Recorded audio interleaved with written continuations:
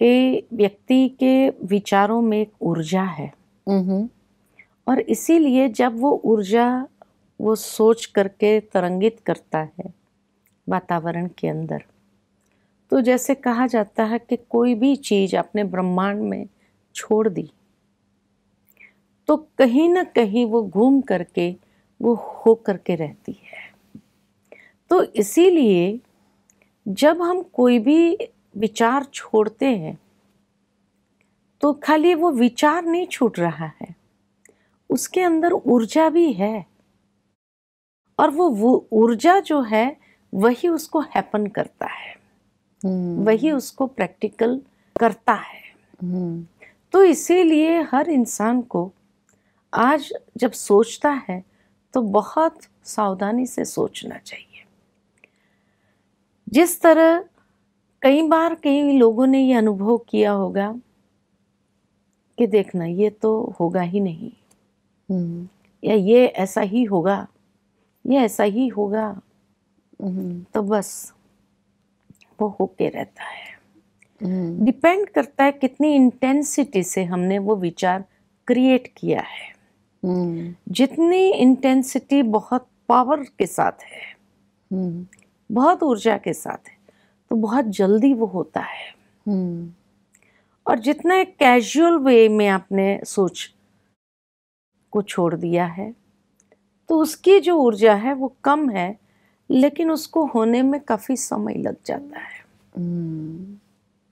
तो इसीलिए हर विचार जब हम छोड़ते हैं तो एक तो उसकी इंटेंसिटी, कि कितनी इंटेंसिटी के साथ उसको छोड़ा गया है, उतना ही जल्दी वो हो करके रहता है ना।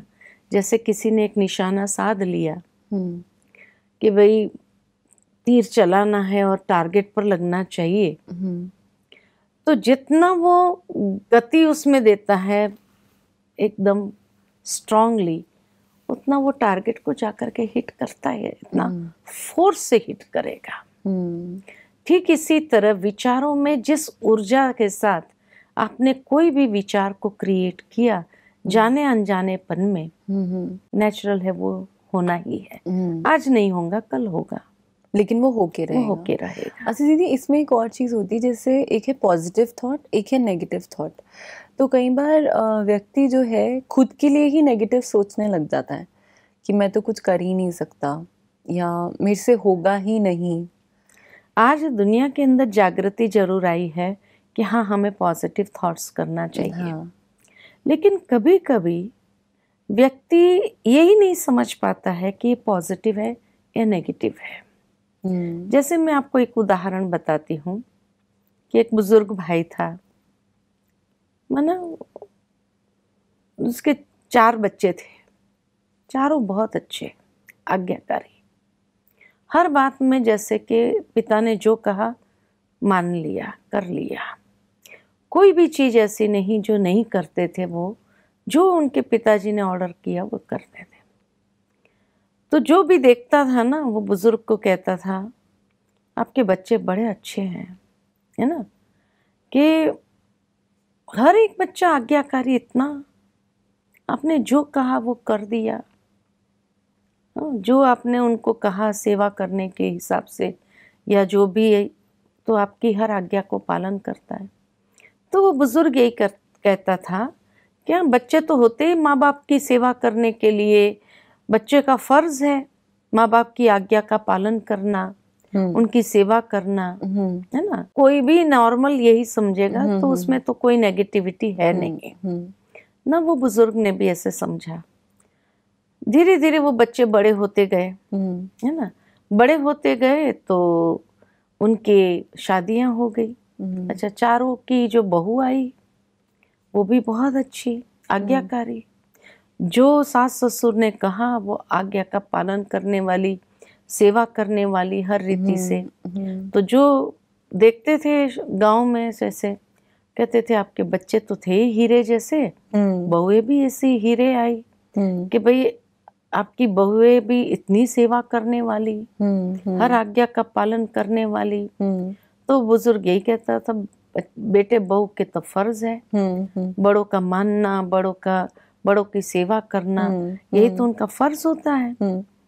तो उसकी पत्नी जब भी ये सुनती थी वो बुजुर्ग की, वो यही कहती थी, भाई किसी से सेवा लेनी ना पड़े, हमको बस चलते चलते चले जाए। यही हम तो भगवान से प्रार्थना करते हैं कि हमें किसी से एक पानी का ग्लास भी मांगना न पड़े, इतनी भी सेवा लेनी नहीं पड़े। बुजुर्ग कहता क्यों नहीं, बेटे बहू तो होते ही सेवा करने के लिए। खैर वो उसकी पत्नी जो थी वो तो सचमुच चलते चलते ही चली गई, है ना। लेकिन ये बुजुर्ग जो मानता था कि बेटे बहू होते ही सेवा करने के लिए, माँ बाप की सेवा करना उनका धर्म है, उनका कर्म है, उनका कर्तव्य है। तो क्या हुआ कि धीरे धीरे वो बुजुर्ग बीमार पड़ा। फिर भी चारों बच्चे बेटे बहू सेवा करते रहे, टर्न बाई टर्न लगा करके रहते थे, सेवा करते थे। वो बुजुर्ग बीमार होता गया, खूब सेवा किया, बेटे बहुओं ने खूब सेवा किया। जो भी आता था वो कहता था सचमुच आप तो इतने भाग्यवान है, कितना पुण्य आपने किया होगा कि आपके सारे बच्चे बहू ऐसी है जो आपकी इतनी सेवा करते हैं। कहते बेटे बहू तो होते ही सेवा करने के लिए। वो वही एक ही लाइन बोल रहे हैं, एक ही लाइन उसके अंदर जहन में जैसे चली गई थी, और उसको ये पता नहीं चल रहा था ये कोई नेगेटिव है। अब एक दिन जब वो बहुत बीमार, माना सब कुछ खटिया में होने लगा, सब कुछ इतना परेशान होने लगा, है ना, फिर भी जो भी आता था और कहता था तो उसके मुख से यही बात निकलती थी। आखिर उसका एक बेटा डॉक्टर था, वो बैठा अपने पिता के पास कि देखो हमें सेवा करने में कोई आपत्ति नहीं है, हम सेवा करने के लिए ही है, ये हमारा धर्म है, हमारा कर्तव्य है। लेकिन इतना सोचो पिताजी कि इंसान सेवा कब करेगा? अगर आप अच्छे हैं तो कोई सेवा की आवश्यकता नहीं। लेकिन इंसान सेवा तब करेगा जब सामने वाला परेशान हो, बीमार हो, तभी तो सेवा की जाएगी। बिल्कुल बिल्कुल। देखो माँ कहती थी कि हम तो चलते चलते चले जाए, किसी से एक पानी का ग्लास भी न मांगना, सचमुच तो वैसे ही चली गई। उसने वो विचार छोड़े थे। अब आप जो है ये कहते हैं बेटे बहू होते ही सेवा के लिए, सेवा के लिए, सेवा के लिए, तो देखो आप कितने पीड़ित हो रहे हैं। सेवा हमें करने में कोई आपत्ति नहीं, लेकिन पीड़ा तो आपको सहनी पड़ रही है। तो कहीं ना कहीं वो नेगेटिव ही था, वो नेगेटिव था। इस तरह से ऐसे कई वाक्य हैं हमारे जीवन में जो हम समझ नहीं पाते हैं कि वो नेगेटिव है, और हम वही विचार सोचते भी है, बोलते भी है। वो बुजुर्ग को जब ये लॉजिक समझ में आया कि सचमुच मैं तो अपने लिए ही कि भाई इंसान सेवा कब करेगा? बिल्कुल, जब बीमार होगा। तो मैं तो बीमारी का आह्वान कर रहा हूँ, और इसलिए आज सब कुछ खटिया में हो रहा है। नसीब वाला हूँ कि ये लोग इतनी सेवा कर रहे हैं बिना कुछ उफ किए भी, लेकिन फिर भी भोगना तो मुझे भोगनी पड़ रही है।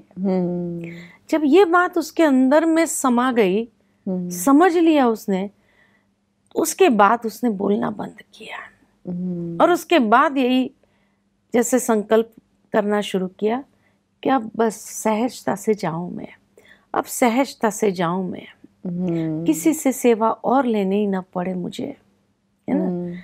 तो जैसे ये विचार करने लगे तो फिर सहजता से चले गए। तो कई बार जीवन के अंदर व्यक्ति जो सोचता है वो होता ही है, और उसको यही पता नहीं चलता है कि मैं क्या नेगेटिव सोच रहा हूँ, पॉजिटिव, इसमें बुरा क्या है। आई थिंक फिर नॉलेज होने भी बहुत ज़रूरी है। अगर आप इवन सोच रहे हो, पावर होनी और नॉलेज होनी दोनों ही बहुत ज़रूरी है। अच्छा दीदी, इसमें एक चीज़ और है, जैसे मेरे मन में कई बार ऐसी चीज़ भी सोचती हूँ कि पावरफुल होना भी, जैसे थॉट दो व्यक्ति हैं जिन्होंने क्रिएट करे, दोनों भाई हैं। एक है जो तामसिक सेवन नहीं करते, बहुत ही सात्विक जीवन है उनका, और योग में जीवन है, और अपना खान पीन भी बहुत अच्छा है, बहुत अच्छे से। उन्होंने भी एक थॉट अपनी ज़िंदगी में जनरेट किया, और एक व्यक्ति हैं जो कि थोड़े से उनकी लाइफस्टाइल अलग है, पार्टीज करना या ड्रिंक करना, तामसिक थोड़ा सा उनका है, प्लस उनका जीवन इतना योग युक्त नहीं है। तो दोनों ने थॉट तो सेम करी, जनरेट सेम सोचा, लेकिन पावर क्या ऐसा होता है कि जो सात्विकता जिन व्यक्ति में, उनके थॉट में ज़्यादा पावर है, और जो व्यक्ति हैं जो इतना नहीं है, सात्विक नहीं है, उनकी थॉट्स उतने नहीं है, जैसे हम कहते हैं प्योरिटी नहीं है, इतने स्पिरिचुअल नहीं है, तो क्या इसमें फ़र्क होता है पावर में? बिल्कुल फ़र्क होता है। सात्विक व्यक्ति जो है, जो सोचता है उसमें पावर अधिक होती है। Okay. सात्विकता की सत जिसको कहा जाए, सत की शक्ति होती है एक प्रकार अच्छा। से, तो इसीलिए वो शक्ति अधिक होती है। जो तामसिक होता है, तमोगुण होता है, उसमें नेगेटिविटी का फोर्स ज़्यादा होता है। ओके, अच्छा। वो अगर कोई पॉजिटिव सोचेगा, कोई पॉजिटिव विचार भी करता है, उसको पूरा होने में देर लगेगी, क्योंकि तामसिक व्यक्ति अगर पॉजिटिव सोचता है तो उसमें इतनी इंटेंसिटी नहीं होती, कहीं ना कहीं डाउट होता है, पता नहीं होगा या नहीं होगा, क्योंकि वो अपने आप को जानता है, अपनी लाइफस्टाइल को जानता है। इसीलिए अगर वो कोई अच्छा काम भी करता है तो उसके अंदर एक डाउट रहता है, पता नहीं होगा नहीं होगा, या मैं ये कर रहा हूँ, सामने वाला क्या सोचेगा या नहीं सोचेगा। ये विचार उसको जैसे उसकी इंटेंसिटी को कम कर देता है। बाकी ये नहीं कि उसमें पावर नहीं है, लेकिन जो नेगेटिव करता है और फुल फोर्स में आकर के करता है, तामसिक व्यक्ति नेगेटिव सहजता से कर लेता है। हाँ। झूठ बोलना भी उसके लिए बहुत आसान हो जाता है, तो गलत कोई काम करना भी बहुत आसान होता है। तो इसीलिए, और उसके बाद अगर उसको छिपाना है तो बड़ी सफाई के साथ उसको छिपा देता है, वो उसमें है। तो जितना नेगेटिव कर्म करने में वो पावरफुली होकर के करता है तो उसका भी फल मिलता है उसको। ये नहीं कि नहीं मिलता है, पॉजिटिव कम मिलता है उसको, क्योंकि वहां उसको डाउट्स है, खुद में ही विश्वास नहीं है ना। तो इसीलिए डाउट्स होने कारण ही वो कम होता है। लेकिन जहाँ नेगेटिव है वहाँ बहुत फुल फोर्स से करता है, तो वो होकर के भी रहता है। पॉजिटिव फोर्सेस भी हैं लेकिन नेगेटिव भी हैं दुनिया में, बिल्कुल। जैसे ब्लैक मैजिक कह लीजिए, हाँ। वो सब आई थिंक थॉट पे ही काम करते हैं।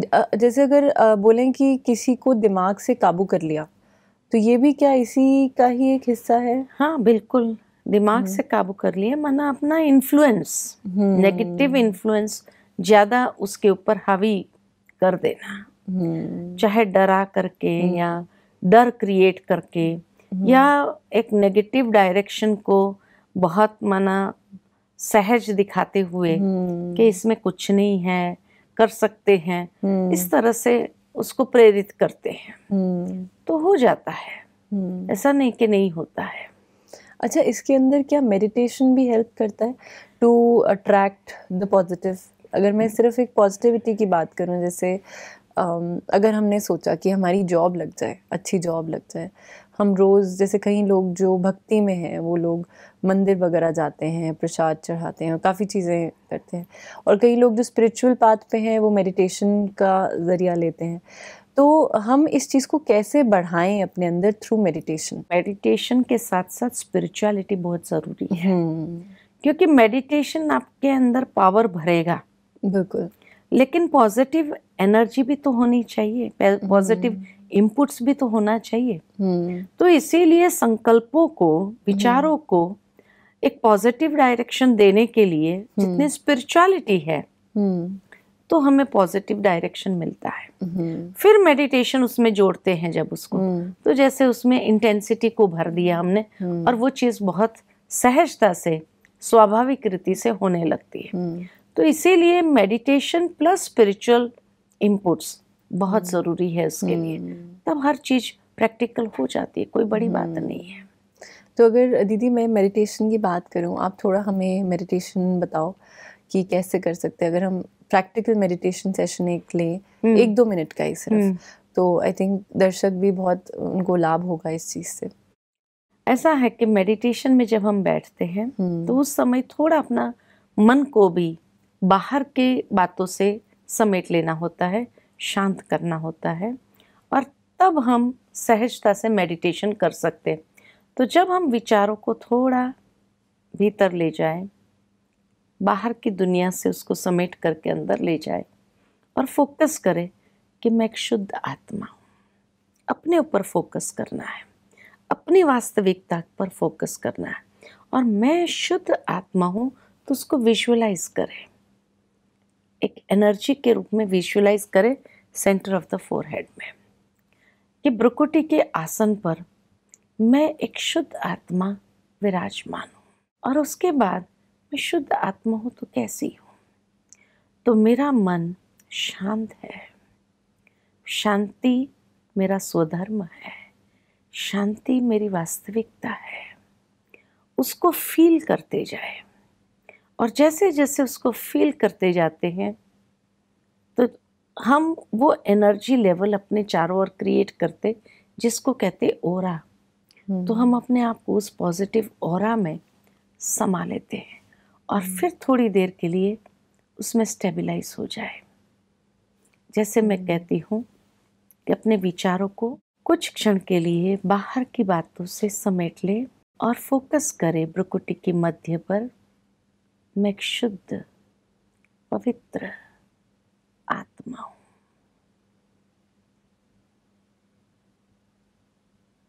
मैं आत्मा शांत स्वरूप हूँ। शांति मेरा स्वधर्म, स्वगुण है। उस शांति में मैं मन को कुछ देर के लिए स्थिर करती हूँ।